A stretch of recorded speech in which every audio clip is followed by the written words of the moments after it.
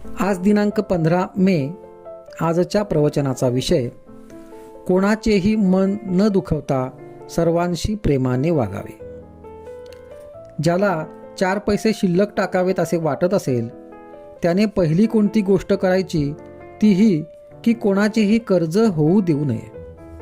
हे साधले की मग खर्च थोडा कमी करण्याचा प्रयत्न करावा, म्हणजे सहजच शिल्लक पडू लागते. तोच नियम प्रेमाला लागू असतो. प्रेम वाढावे असे वाटत असेल तर प्रथम द्वेषबुद्धीला मूठ माती देणे जरूर आहे. नंतर प्रेम कसे वाढेल याच्या उद्योगाला लागावे. चुकून सुद्धा कोणाचे मन दुखवणार नाही अशी दक्षता घेणे जरूर आहे. एखाद्याला काठी मारली किंवा अन्य तऱ्हेने देहाला दुखापत केली तर ती थोड्याफार वेळाने भरून निघेल आणि त्याच्या हातापाया पडून माफी मागितली तर तो मनुष्य क्षमाही करील. पण मन दुखविण्या इतकी वाईट गोष्ट दुसरी नाही. मन दुखविणे म्हणजे प्रत्यक्ष परमेश्वराला दुखविण्यासारखे आहे.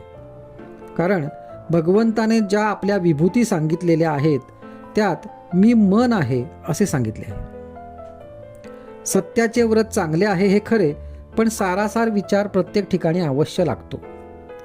एखादा मनुष्य जर असे म्हणाला की मी एक सत्य तेवढेच जाणतो आणि सत्य बोलताना आई, बाप, माणसे, देव, गुरु वगैरे कुणालाच ओळखत नाही, तर त्याला काय म्हणावे? एक सत्य पाळण्याच्या नावाखाली जर असल्या पूज्य विभूतींचे अवमान करण्याचे 10 गुन्हे होत असतील तर त्या सत्याला चांगले तरी कसे म्हणावे? चोरी करण्याकरिता आलेल्या चोराला त्याला चोरी करू दिली नाही तर त्याचे मन दुखावेल म्हणून चोरी करू देणे हे योग्य म्हणता येईल का? सारांश, प्रत्येक गोष्टीत सारासार विचाराची गरज आहे. समजा एका बापाला 4 मुलगे आहेत. त्या 4 एकाला गोड आवडते, दुसऱ्याला आंबट आवडते, तिसऱ्याला तिखट आवडते आणि चौथ्याला तेलकट आवडते. आता प्रत्येकाच्या रुची वैचित्र्यामुळे जर ते भांडू लागले तर भांडण कधीच मिटणार नाही.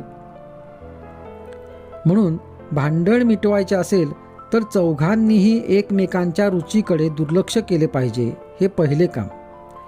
आणि पुढे प्रेम वाढविण्याकरिता ज्या एका बापाची आपण 4 मुले आहोत त्याच्याकडे दृष्टी ठेवणे हे दुसरे काम. म्हणजे साहजिकच पहिल्या गोष्टीचा विसर पडून आपण सर्व बंधू आहोत ही एकच जाणीव डोळ्यांसमोर राहून प्रेमाचे पोषण होईल. कशाही परिस्थितीत एकमेकांशी सलोख्याने आणि प्रेमाने राहणे या सारासार विचाराचे पालन प्रत्येक भावाने केले तर कोणाचेही मन न दुखविता कुटुंबात समाधानाचे आणि आनंदाचे वातावरण निर्माण होईल.